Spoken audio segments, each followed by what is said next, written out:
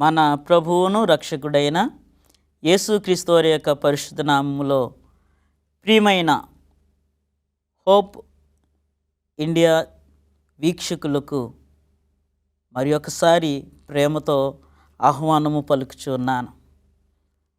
గత వారం మనము ఒక ప్రాముఖ్యమైన అంశాన్ని ప్రారంభించాము.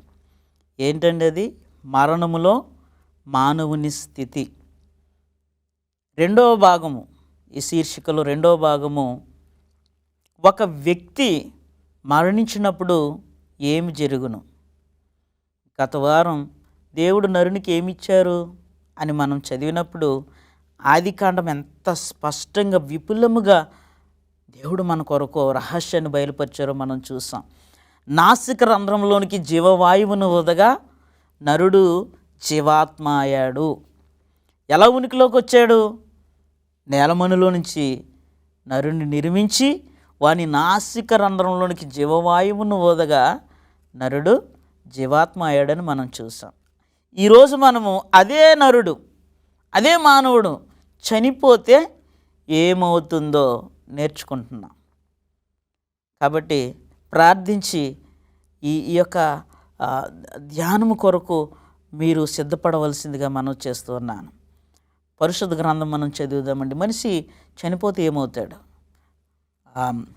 ప్రసంగి 12:7 మన్నైనది వెనుకటి వలె మరలా భూమికి చేరును, ఆత్మ దాన్ని దయచేసిన దేవుని యొద్దకు మరలిపోవును అని వాక్యం చెప్తుంది.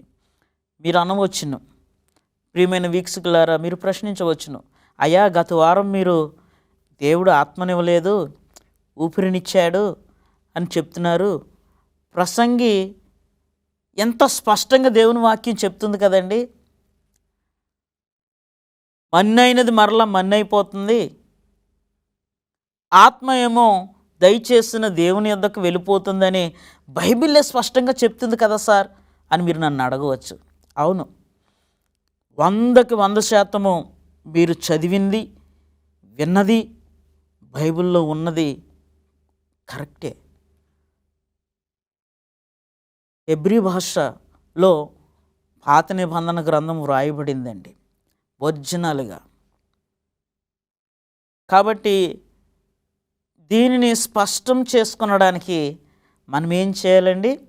ఒరిజినల్ భాషను చూడాలి. ఇక్కడ ప్రసంగి 12:7 ఒరిజినల్ భాషలో ఏమి ఉపయోగించబడింది అని, అక్కడ కూడా రువాక్ లేక నెఫేష్ అనే పదము ఉపయోగించబడింది.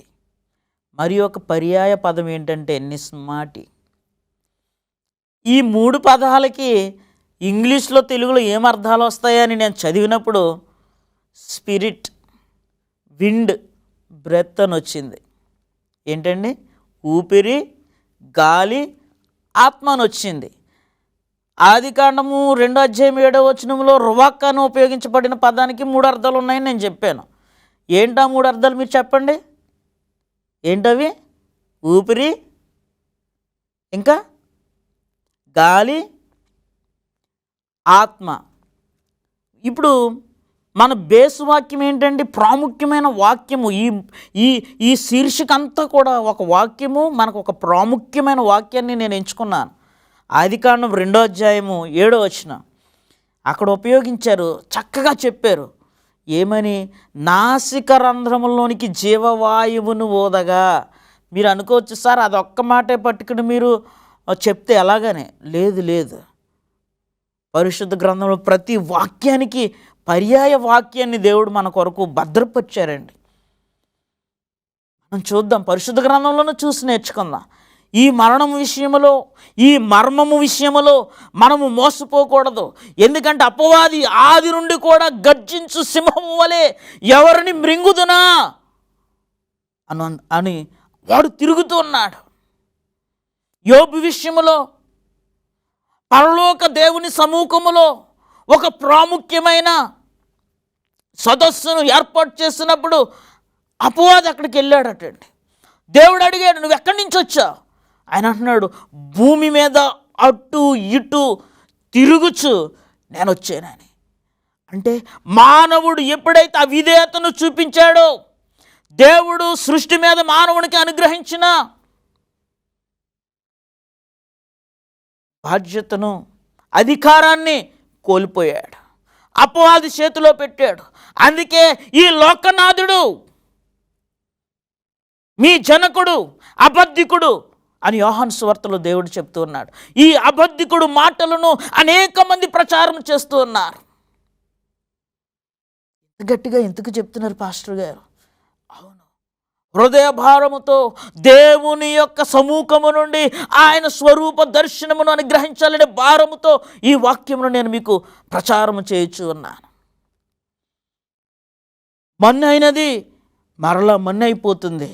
అవును, ఆత్మ దయచేసిన దేవుని యొద్దకు వెళుతుందని బైబిల్ చెప్తూ ఉంది. ఆ ఆత్మ ఏమిటి? మీరు ఎప్పుడైనా నిదానించి ఈ ఆత్మను ఉపయోగించారు కదా, దీని భావం ఏంటి, దీని వేరు ఎక్కడి నుంచి వచ్చింది, ఇది ఏ పర్యాయ అర్థము నుండి బయటకు వచ్చింది అని మీరు ఎప్పుడైనా చదివారా? పరిశుద్ధ గ్రంథంలో ఒక సంఘం ఉంది, 7 సంఘాలు ఉన్నాయి. అందులో ఒక సంఘం అంటండి, ఎవరు వచ్చి బోధ చేసినా, ఎవరు వచ్చి పరిశుద్ధ లేఖనములను వారికి వివరించినా వారు విని మట్టుకు వారై ఉండక, వినిన దానిని బట్టి విశ్వాసమును పొందుతామనే నమ్మకముతో వారు గృహానికి వెళ్ళి సంఘములో బోధించబడిన వాక్యము పరిశుద్ధ గ్రంథానుసారముగా ఉన్నదా లేదా అని పరిశోధించారంటండి. దేవుడు కూడా మనల్ని పిలుస్తున్నారు, రండి వివాదము తేల్చుకుందాము. ఆయన నీతిమంతుడని తెలుసుకున్నటకు బైబిల్ చెప్తుంది, యెహోవా ఉత్తముడని ఏం చేయాలంటండి? రుచి చూసి తెలుసుకోవాలి. మనకు ఆశీర్వాద విషయంలోనే రుచి చూడడం కాదు,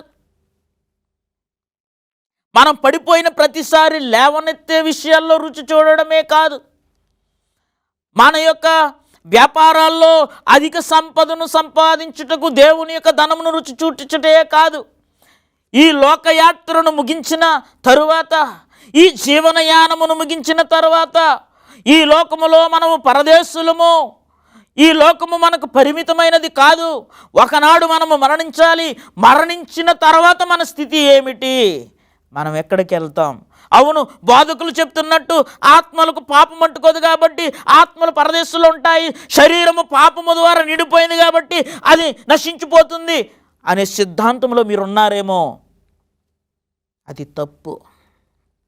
ఆత్మను శరీరమును నశింపజేయవానికే నువ్వు భయపడు అని.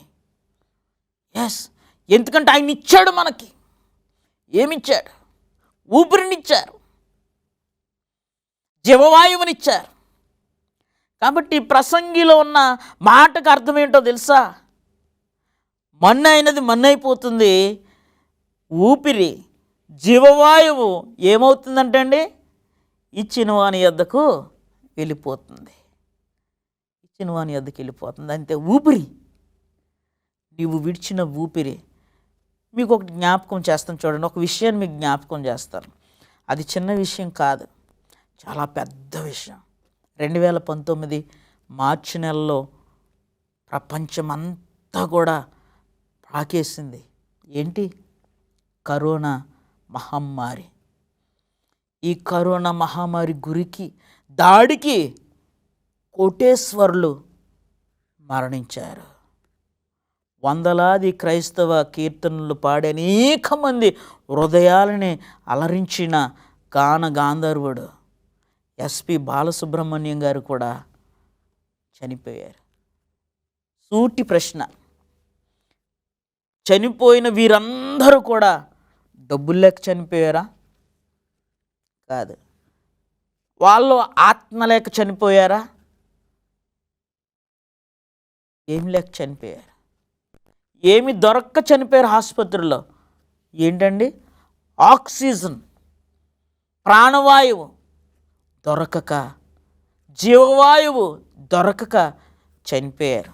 ఎవరు మా సంఘ పెద్దలు ఒక ఆయన అన్నారు, నేనైతే చూడలేదు, ఒక వ్యక్తి అంటండి ఒక డాక్టర్ని బ్రతిమలాడుతున్నాడు అంటే ఏమని, నన్ను ఒక్క గంట బ్రతికించు, నీకు 1000 కోట్లు ఇస్తాను అన్నాడంటండి. ఎంతసేపు? గంట. ఒక్క గంట నన్ను బ్రతికించు, నీకు 1000 కోట్లు ఇస్తానని చెప్పాడంటే అండి. ఆక్సిజన్ దొరకలేదు, చనిపోయాడు. ఏమి లేకపోతే చనిపోతున్నారండి మనుషులు? ఆత్మ లేకపోతే చనిపోతున్నారా? చనిపోయినప్పుడు మానవుల్లోంచి బయటకు వెళ్ళిపోయేది ఏంటండి? చెప్పండి, పర్వాలేదు. ఏమి వెళ్ళిపోతుంది బయటికి? సందిగ్ధంలో ఉన్నారు కదా, మీరు ఆలోచన చేస్తున్నారు కదా. మరణము అనే అంశము చాలా కాలము నుండి, ఎంతకాలం అంటే 6000 సంవత్సరాల క్రితం నుండి, ఏదేను వనము నుండి కూడా చాలా సందిగ్ధంలో ఉన్నది. మర్చిపోవద్దు. అవును, చాలా సందిగ్ధంలో ఉన్నది. కొందరు ఆందోళనకు గురయ్యారు, కొందరు ఆశ్చర్యానికి గురయ్యారు, మరికొందరు భయానికి గురయ్యారు.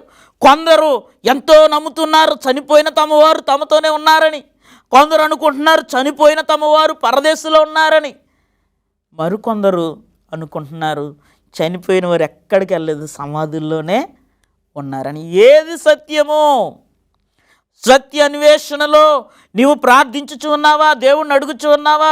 ప్రభువా, నీ వాక్యం సెలవిస్తున్నది మన్నైనది మరలా మన్నైపోతుంది. ఊపిరి, జీవవాయువు ఏమవుతుంది? దయచేసిన వాని వద్దకు వెళ్ళిపోతుంది. మన్నును సృజించారు, జీవవాయువును ఊదారు, నరుడు జీవాత్మ అయ్యాడు. ఇప్పుడు జీవవాయువు బయటికి వెళ్ళిపోతుంది, నరుడు ఏమవుతాడండి? మన్ను అయిపోతాడు. మన్ను ప్లస్ జీవవాయువు ఈజ్ ఈక్వల్ టు జీవాత్మ. ఇప్పుడు మన్ను మైనస్ ఊపిరి, జీవవాయువు ఈజ్ ఈక్వల్స్ టు మన్ను.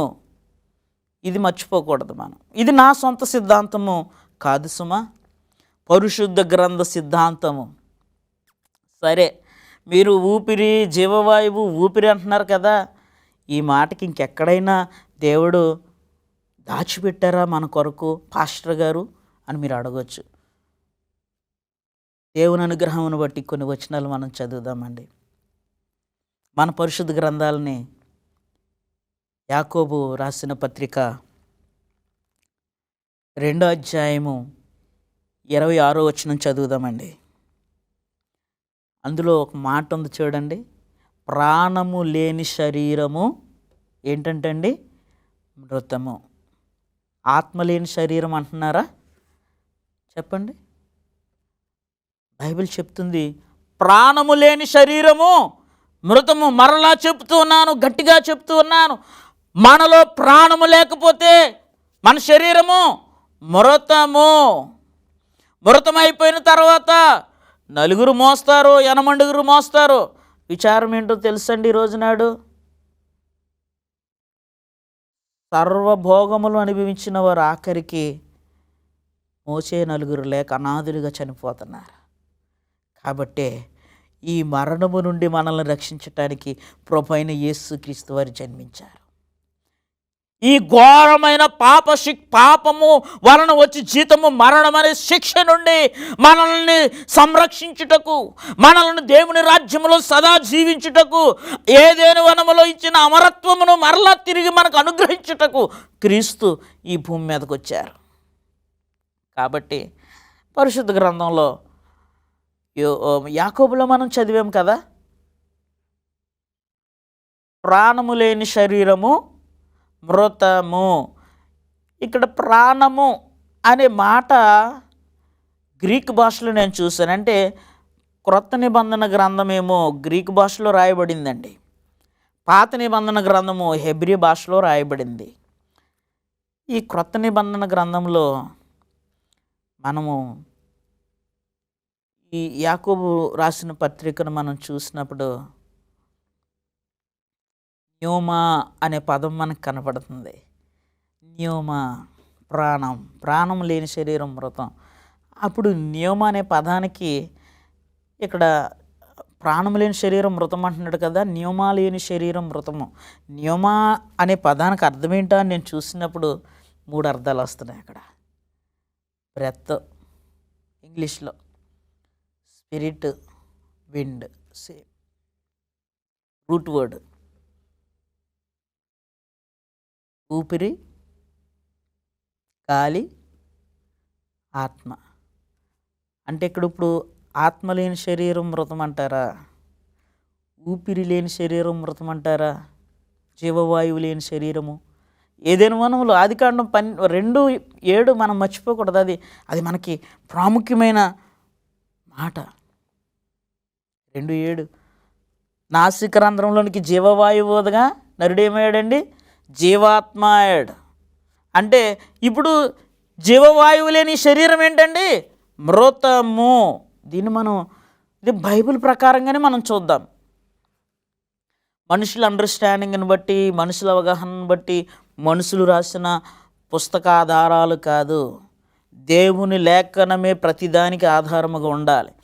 సరే, ఈ మాటకి ఇంకొక మాట నేను చూపిస్తాను. దేవుని యొద్దకు చేరేదేంటి? ఒక వ్యక్తి మరణించినప్పుడు ఏం జరుగుతుంది? మన్ను అయిపోతుంది. ఊపిరి దయచేసిన అనేది అది ఊపిరి అని మీరు ఎలా అంటారు? యోబు గ్రంథం మనం తీద్దామండి. యోబు గురించి మనకు కొత్త ఏమీ కాదు. ఘోరమైన వ్యాధిని అనుభవిస్తూ, స్నేహితుల ద్వారా నిందించబడుతూ, అవమానించబడుతూ, తన కట్టుకున్న భార్య అతని వ్యాధను చూడలేక, అతని బాధను చూడలేక, దేవుణ్ణి దూషించి నువ్వు చనిపోవచ్చు కదని సలహా ఇవ్వబడిన వ్యక్తి. ఆయన మాటల్లో మనం విందామండి. ఆయన ఎంత నీతిమంతుడు లేడంటండి. పాపమును విసర్జించిన వాడటండి. దేవునితో సహవాసము చేసిన వ్యక్తి అండి. దేవుని హృదయమును ఎరిగిన వ్యక్తి అండి. దేవుని కొరకు జీవించిన వ్యక్తి. ఆయన మాటల్లో చెప్తున్నట్టు చూద్దామండి. యోబే మాట్లాడుతున్నారండి ఈ మాటలు. ఎక్కడ? యోబు గ్రంథము, మన పరిశుద్ధ గ్రంథాలని 27 అధ్యాయము 2వ వచనం చూడండి ఒకసారి. దేవుని ఊపిరి నా నాసికారంధ్రముల్లో సంపూర్ణముగా ఉండిట బట్టి ఏమంటున్నాడండి? ఆయన నాసికారంధ్రంలో ఏమున్నదంట? ఊపిరి ఉన్నదట. మరలా రెండోసారి దాన్ని రిపీట్ చేస్తా అంటున్నాడు. దేవుని ఆత్మ నా నాసికారంధ్రములో ఉండిట ఏమున్నదంటండి? దేవుని ఆత్మ నా నాసికారంధ్రములో ఉన్నదంటున్నాడు. దేవుని ఆత్మ ఏంటి? ఆయన ముక్కులో ఉండడం ఏంటి? చూడండి అక్కడ బైబిల్లో. అంటే దేవుడు అని ఊదింది ఏంటి? ఆత్మను ఊదాడా? ఊపిరిని ఊదారా?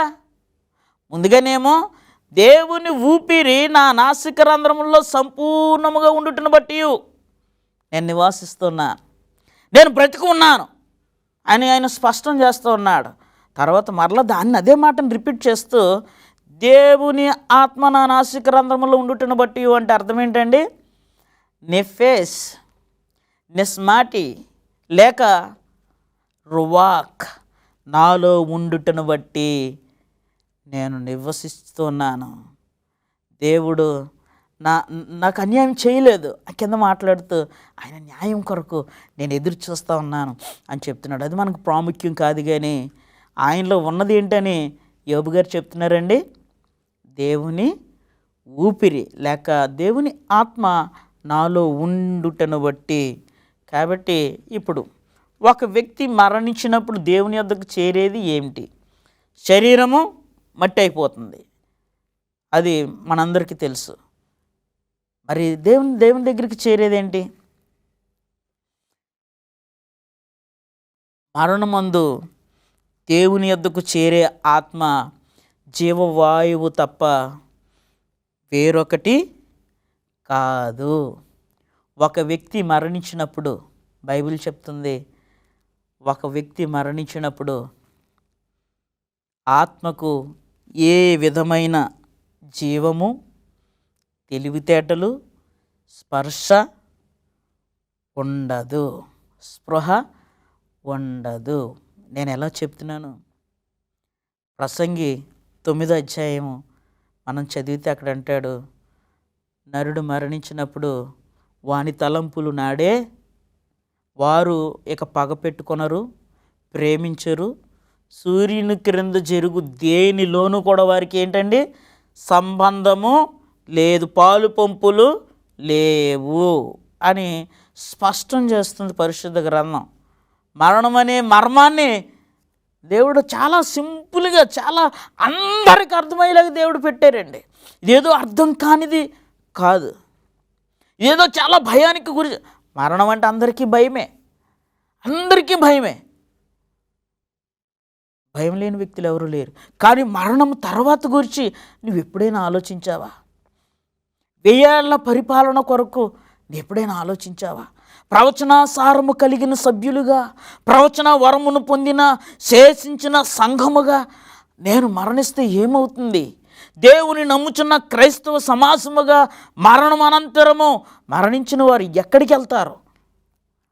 దేవుని దగ్గరికి వెళ్ళిపోద్దని అన్నారు. ఏం వెళ్తుంది?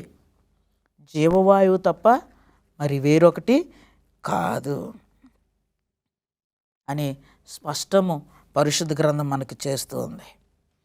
యాకోబు చదివాం, ప్రాణం లేని శరీరం మృతం, అంటే ఊపిరి లేని శరీరము మృతము. యోబు అంటున్నాడు, ఆయన ఊపిరి నాలో ఉంది కాబట్టి నేను బ్రతుకుతున్నాను. ఆయన ఊపిరి నాలో లేకపోతే, ఆయన ఆత్మ నా నాసిక రంధ్రంలో ఉన్నది కాబట్టి నేను బ్రతుకుతున్నాను. ఆయన ఆత్మ నా నాసిక రంధ్రంలో లేకపోతే, అంటే ఆయన ఆత్మ నాసిక రంధ్రంలో ఉండడం ఏంటి?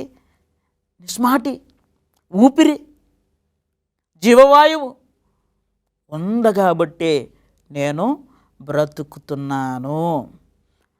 నిస్మాటి లేకపోతే నేను బ్రతకను అని బైబిల్లో వాళ్ళు చెప్తున్నారు. దేవుడైన యెహోవా ఆయన ఏది కూడా రహస్యంగా ఉంచలేదండి. ఆమోసులో మనం చదివాం కదా, 3వ అధ్యాయంలో 7వ వచనం 6వ వచనం, తన దాసులకు తెలియచేయకుండా ఆయన ఏమీ చేయరు. సేవకులకి ప్రవక్తల ద్వారా ఆయన బయలుపరచకుండా ఆయన ఏమీ చేయరు. ప్రియమైన వాళ్ళారా, ఆయన ఒకవేళ ఏదైనా చేస్తున్నారంటే అది మనకి వివరిస్తారు, బయలుపరుస్తారు. ప్రార్థించినప్పుడు దేవుడు మనతో మాట్లాడతారు. ఈ మర్మమును గురించి మీరు ఇంకా నేర్చుకోవాలని ఆశపడితే ప్రార్థన చేయండి. మీరు చెప్పండి, ఇప్పుడు నేను మిమ్మల్ని 2 ప్రశ్నలు అడుగుతాను. మొట్టమొదటిగా, దేవుడు మానవునికి ఇచ్చింది ఆత్మ, జీవవాయువ? బైబిల్ ప్రకారం మనం మాట్లాడదాం. ఏమిచ్చారండి? జీవవాయువునిచ్చారు. జీవవాయువును నరునికి ఇవ్వగా నరుడు ఏమయ్యారండి? జీవించి ఆత్మ అయ్యాడు. అంటే ఇప్పుడు మనందరం ఎవరు మనందరం? ఆత్మలో. ఏమాత్మలో? జీవాత్మలము. ఊపిరి లేకపోతే మట్టి. అది ఏ రూపంలో అయినా అవనివ్వండి. మన ఇతర సహోదరులు వారిని, తమ ప్రియమైన వారిని కాలుస్తారు, బూడిద వస్తుంది. అదేమవుతుందండి? ఆఖరికి మట్టిలో కలుస్తుంది. నేను చెప్పాను కదా, అగ్ని ప్రమాదంలో చనిపోయినా, జలప్రలయంలో చనిపోయినా, ఎలా చనిపోయినా, ఆసుపత్రిలో చనిపోయినా, ఇంటి దగ్గర చనిపోయినా, ఎలా చనిపోయినా ఆఖరికి మనం వెళ్ళేది ఎక్కడికండి? చావు అందరికీ వస్తుంది. అది ఏ రూపంలో వచ్చినా మనందరం ఎక్కడికి చేరతాం? బాధల్లో చనిపోనివ్వండి, కష్టాల్లో చనిపోనివ్వండి, మంచివాడు చనిపోనివ్వండి, చెడ్డవాడు చనిపోనివ్వండి, ఎవరు చనిపోయినా అందరం మట్టిలోకి వెళ్తాం కదండి. కాబట్టి ఈ విషయమై మీరు ప్రార్థించి ఇంకా ముందుకు మనం స్పష్టంగా నేర్చుకుందాం. అంతవరకు దేవుడు మనల్ని దీవించును గాక.